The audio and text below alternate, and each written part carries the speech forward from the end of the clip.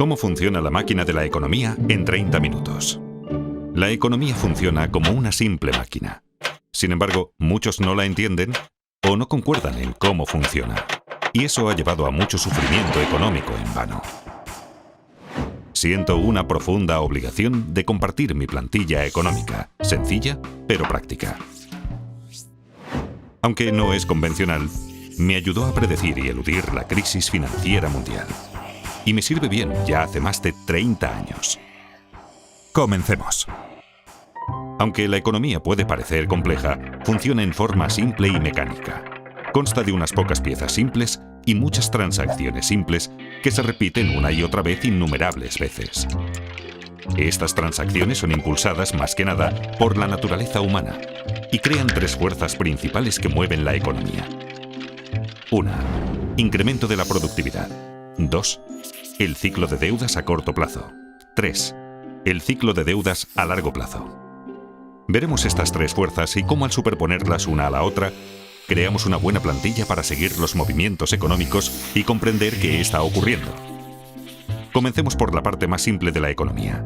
Transacciones. Una economía es simplemente la suma de las transacciones que la componen. Y una transacción es algo muy sencillo. Todo el tiempo hacemos transacciones. Cada vez que compramos algo, creamos una transacción. Cada transacción consiste en un comprador que canjea dinero o crédito a un vendedor por mercancías, servicios o activos financieros. El crédito se gasta como el dinero. De modo que sumando el dinero gastado al crédito gastado, sabemos el gasto total. El gasto total impulsa la economía. Si dividimos la suma gastada por la cantidad vendida, obtenemos el precio. Y eso es todo. Esto es una transacción. Es el pilar de la máquina de la economía. Los ciclos y fuerzas de una economía son impulsados por transacciones. Así que si entendemos las transacciones, entendemos toda la economía. Un mercado consta de todos los compradores y todos los vendedores que realizan transacciones con lo mismo. Por ejemplo, hay un mercado del trigo, un mercado de coches, un mercado de valores y mercados para millones de cosas. Una economía consta de todas las transacciones en todos sus mercados. Si sumamos el total de gastos y la cantidad total vendida en todos los mercados, tenemos todo lo que necesitamos saber para entender la economía. Es así de simple. Las personas, empresas, bancos y gobiernos, todos participan en transacciones como describí anteriormente. Canjean dinero y crédito por mercancías, servicios y activos financieros. El mayor comprador y vendedor es el gobierno, compuesto por dos partes importantes. Un gobierno central que recauda impuestos y gasta dinero, y un banco central, que es diferente de otros compradores y vendedores porque controla la cantidad de dinero y de crédito en la economía. Lo hace influyendo en las tasas de interés e imprimiendo dinero nuevo. Por estas razones, como veremos, el Banco Central es un actor importante en el flujo del crédito. Ahora pongamos atención en el crédito. El crédito es la parte más importante de la economía y probablemente la menos comprendida. Es la parte más importante porque es la mayor y la más volátil. Así como compradores y vendedores van al mercado a hacer transacciones, también los prestadores y los prestatarios. Los prestadores suelen querer convertir su dinero en más dinero. Y los prestatarios suelen querer comprar algo que no pueden pagar, como una casa o un coche, o quieren invertir en algo como iniciar una empresa. El crédito puede ayudar tanto a prestadores como a prestatarios a obtener lo que desean. Los prestatarios prometen devolver la suma prestada llamada el capital, más una suma adicional llamada interés. Cuando las tasas de interés son altas, se toman menos préstamos porque son caros. Cuando las tasas de interés son bajas, se toman más préstamos porque son más baratos. Cuando los prestatarios prometen devolver el préstamo y los prestadores les creen, se crea el crédito. Dos personas cualesquiera pueden acordar el crear crédito de la nada.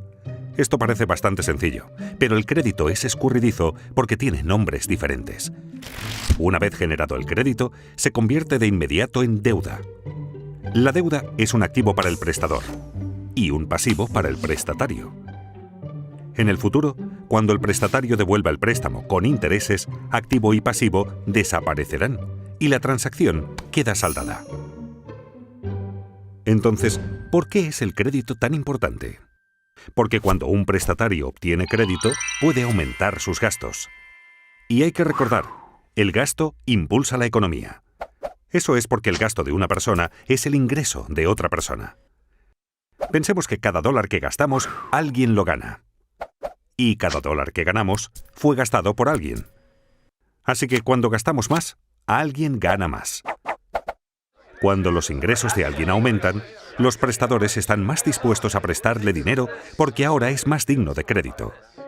Un prestatario digno de crédito tiene dos cosas: la capacidad de devolver el préstamo y un aval. Tener ingresos altos comparados con la deuda le permite devolver dinero.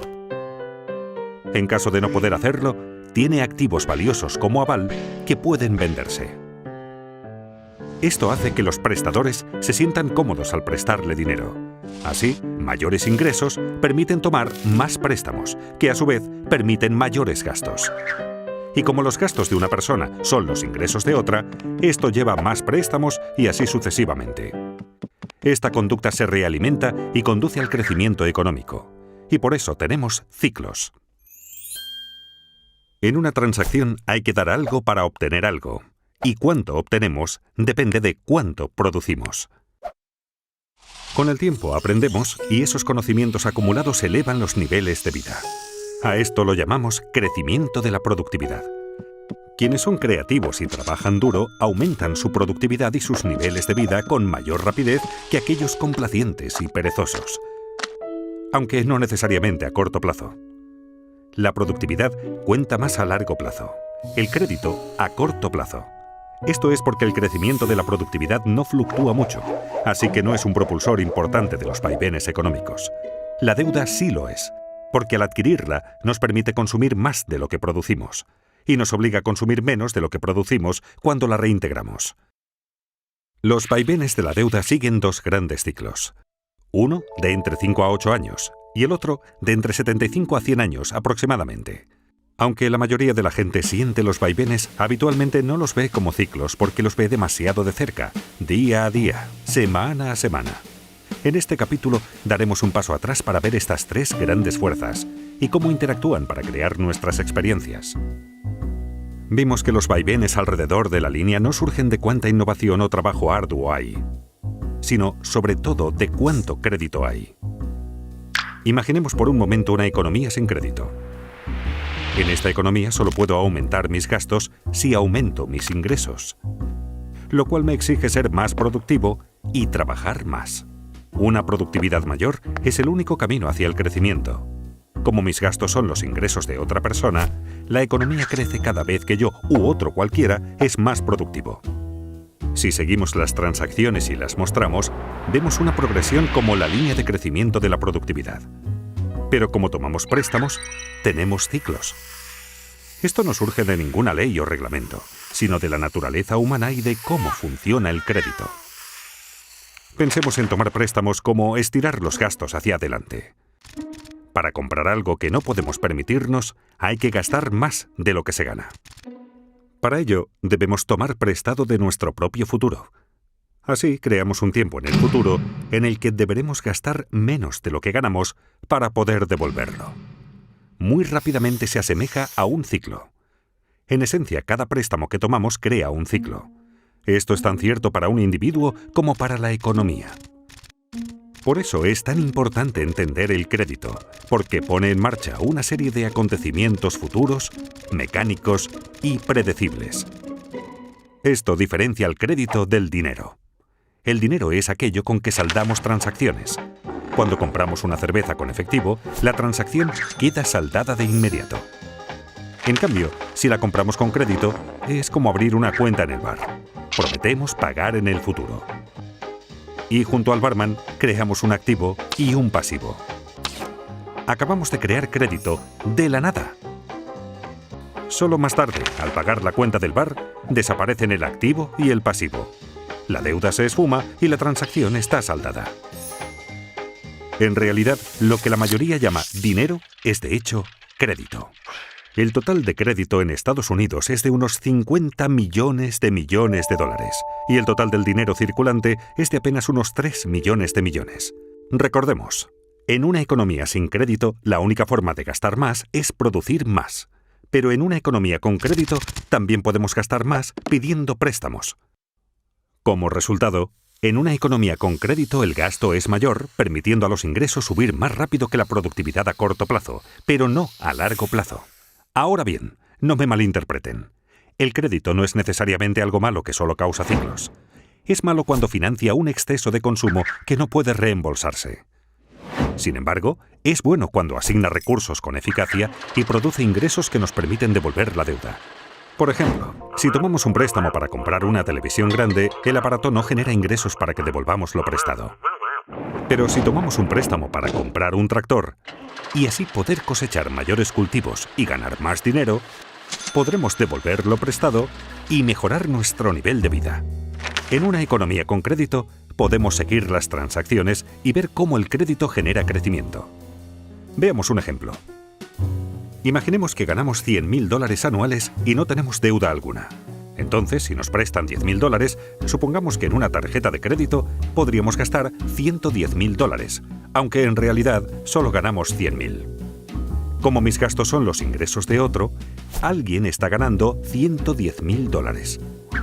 La persona que está ganando $110.000 sin tener deuda alguna puede tomar prestados $11.000 y así gastar $121.000, aunque en realidad solo ganó $110.000.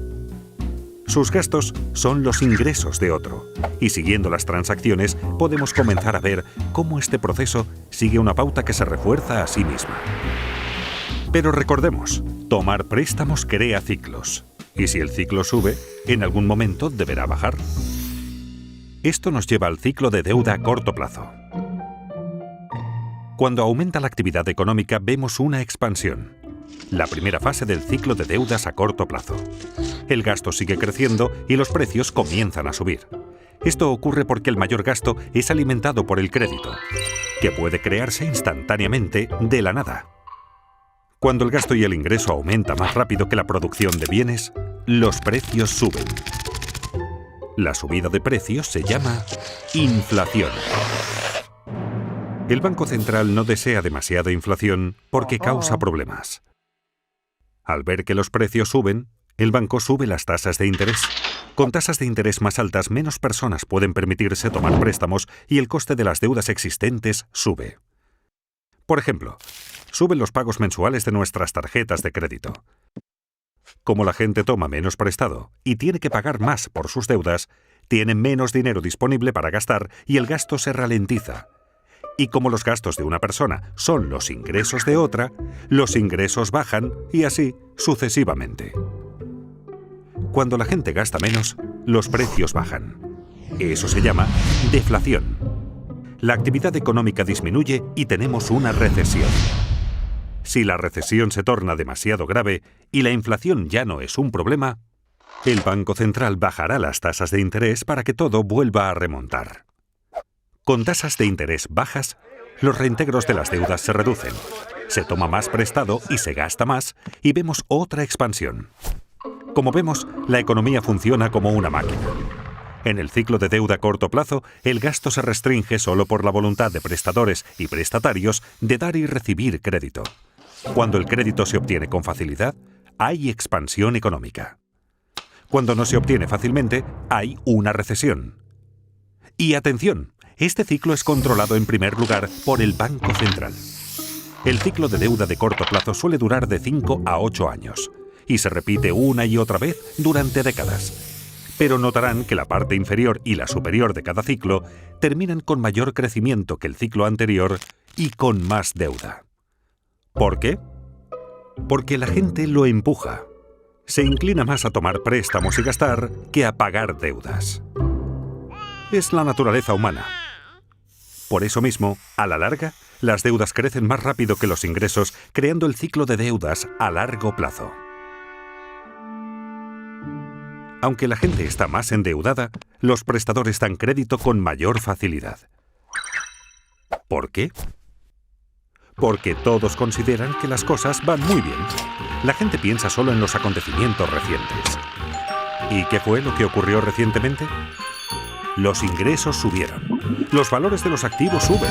El mercado bursátil ruge. Es un boom. Conviene comprar mercancías, servicios y activos financieros con dinero prestado. Cuando la gente hace mucho de eso, le llamamos una burbuja. De modo que aunque las deudas hayan ido creciendo, los ingresos han crecido casi tan rápido como para compensarlas. A la relación entre deuda e ingresos la llamaré carga de la deuda. Mientras los ingresos sigan subiendo, la carga de la deuda se mantiene manejable. Simultáneamente, los valores de los activos suben vertiginosos.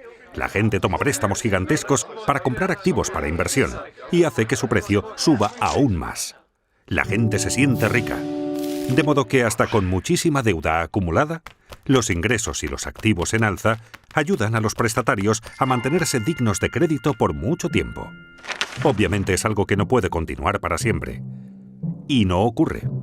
Con las décadas, la carga de la deuda aumenta lentamente y crea reembolsos crecientes. Cuando estos reembolsos comienzan a crecer más rápido que los ingresos, obligan a la gente a recortar sus gastos. Y como los gastos de una persona son los ingresos de otra, los ingresos comienzan a bajar, lo que convierte a la gente en menos digna de crédito y reduce los préstamos tomados. Los pagos para saldar deudas continúan subiendo, haciendo que los gastos caigan más aún y el ciclo se invierta. Este es el cenit de la deuda a largo plazo. Las cargas de la deuda se han vuelto demasiado grandes. En Estados Unidos, Europa y buena parte del mundo, esto ocurrió en 2008. Ocurrió por la misma razón que en Japón en 1989 y en Estados Unidos en 1929. La economía comienza ahora a desapalancarse.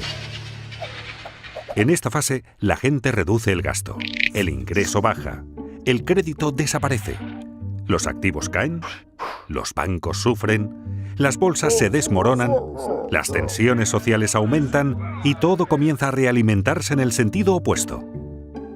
A medida que caen los ingresos y suben los pagos por deudas, los prestatarios quedan restringidos. Ya sin derecho a crédito, sus créditos se agotan y ya no pueden tomar suficiente dinero prestado para saldar sus deudas. Desesperados, los prestatarios se ven obligados a vender activos. La fiebre de ventas inunda el mercado. Aquí es donde colapsa la bolsa. El mercado inmobiliario se hunde y a los bancos se les complican las cosas. Cuando los activos bajan de precio, bajan los valores de los avales de los prestatarios.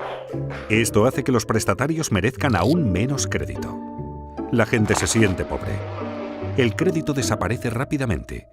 Menos gasto, menos ingreso, menos riqueza, menos crédito, menos préstamos tomados y así sucesivamente. Es un círculo vicioso. Se asemeja a una recesión, pero la diferencia aquí es que no se pueden bajar las tasas de interés para salvar la situación. En una recesión, la baja de tasas estimula la toma de préstamos. Pero en un desapalancamiento, bajar las tasas no sirve, pues las tasas de interés ya están bajas y llegan pronto al 0%. Así que se acaba el estímulo. Las tasas de interés en Estados Unidos llegaron al 0% durante el desapalancamiento de la década de 1930 y nuevamente en 2008. La diferencia entre una recesión y un desapalancamiento es que en este, la carga de la deuda sobre los prestatarios creció demasiado y no pudo aliviarse bajando las tasas de interés. Los prestadores comprenden que deudas tan excesivas no pueden ser devueltas totalmente. Los prestatarios perdieron su capacidad de pagar y sus avales perdieron valor. Se sienten paralizados por la deuda y ya no quieren más. Los prestadores dejan de prestar. Los prestatarios dejan de tomar prestado. Pensemos en la economía como indigna de crédito. Como una persona. ¿Qué hacer entonces con el desapalancamiento? El problema es que las cargas de las deudas son muy altas y deben bajar. Hay 4 formas en que esto puede ocurrir. 1. Personas, empresas y gobiernos recortan sus gastos. 2. Se reducen las deudas mediante moratorias y reestructuras. 3.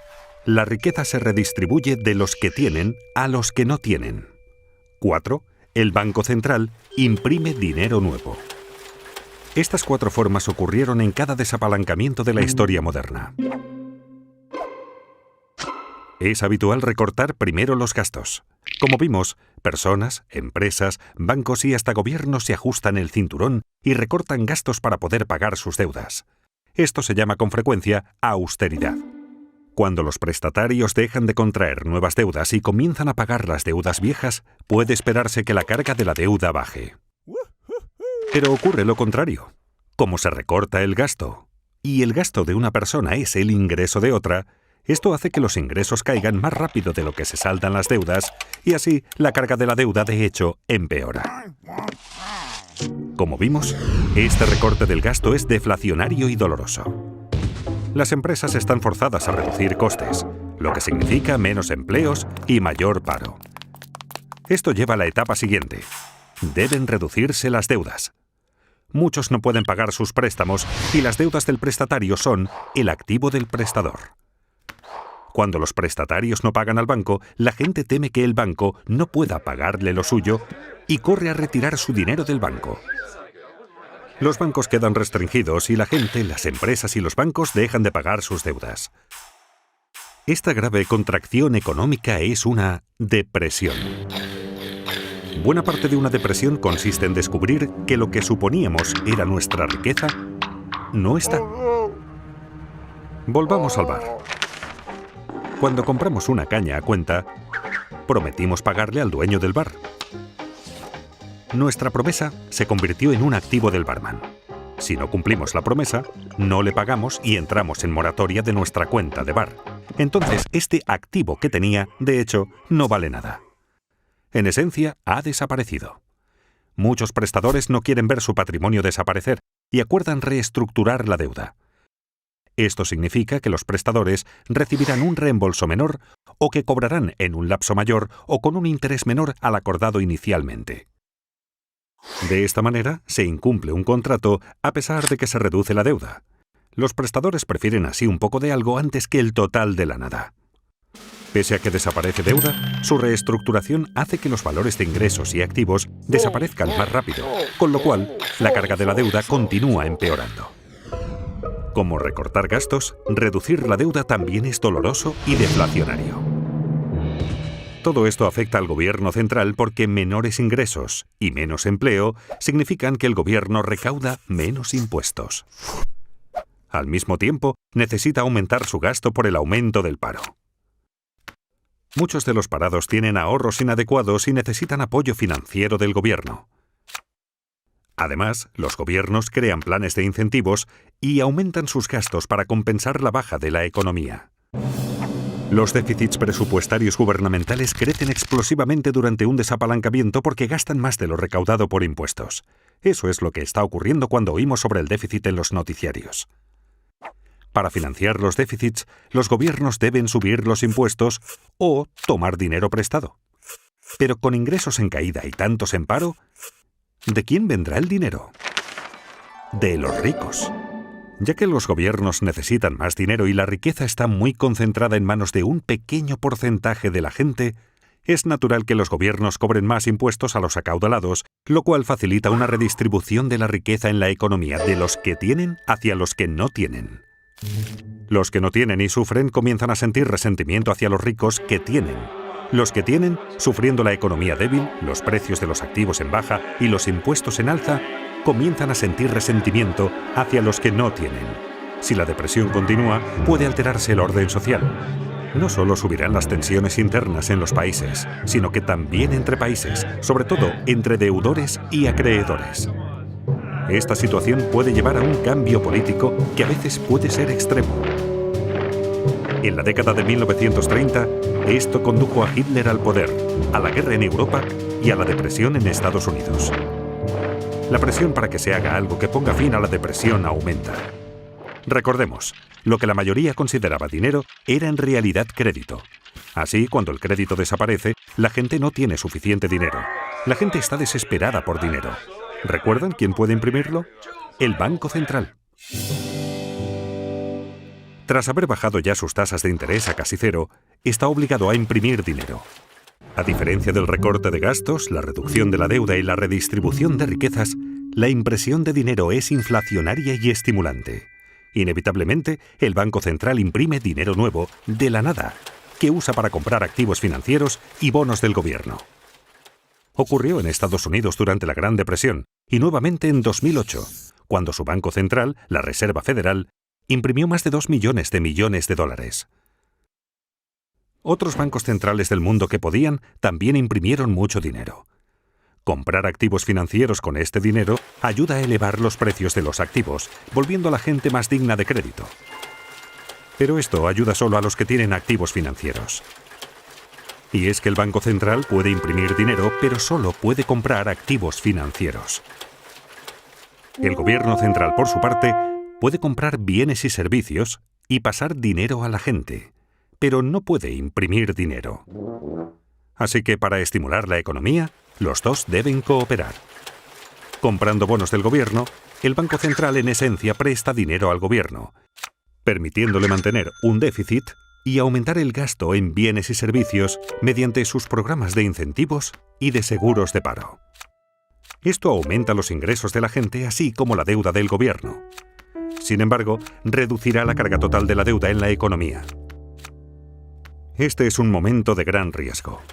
Quienes formulan las políticas deben equilibrar las 4 formas en que se reduce la carga de la deuda. Las formas deflacionarias deben equilibrar a las inflacionarias para mantener la estabilidad. Si se equilibran correctamente, puede producirse un desapalancamiento hermoso. Y es que un desapalancamiento puede ser feo o hermoso. ¿Cómo puede ser hermoso? Aunque un desapalancamiento es una situación difícil, manejar óptimamente una situación difícil es algo hermoso.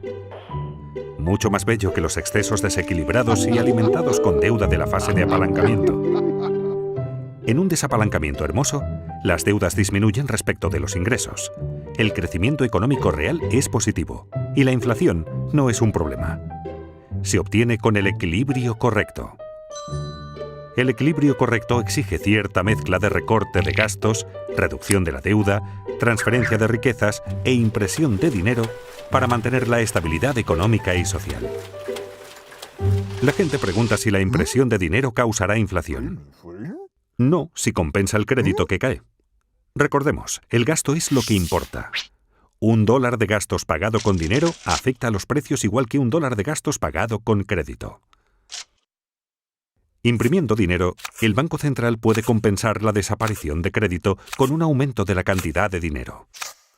Para cambiar esta situación, el Banco Central necesita no solo fomentar el crecimiento de los ingresos, sino lograr que la tasa de crecimiento del ingreso supere a la tasa de interés sobre la deuda acumulada.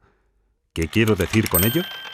En esencia, los ingresos deben crecer más rápido que las deudas.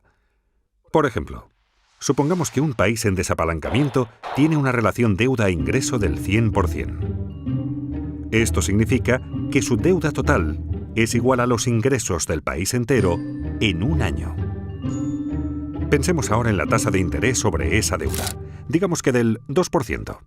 Si la deuda crece al 2% por esa tasa de interés y el ingreso crece solo al 1%, jamás se reducirá la carga de la deuda.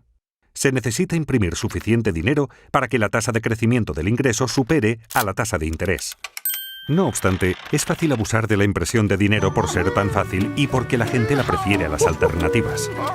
La clave es evitar imprimir demasiado dinero y provocar una inflación inaceptablemente alta, como hizo Alemania en el desapalancamiento de la década de 1920. Si los responsables logran el equilibrio correcto, un desapalancamiento no es tan dramático.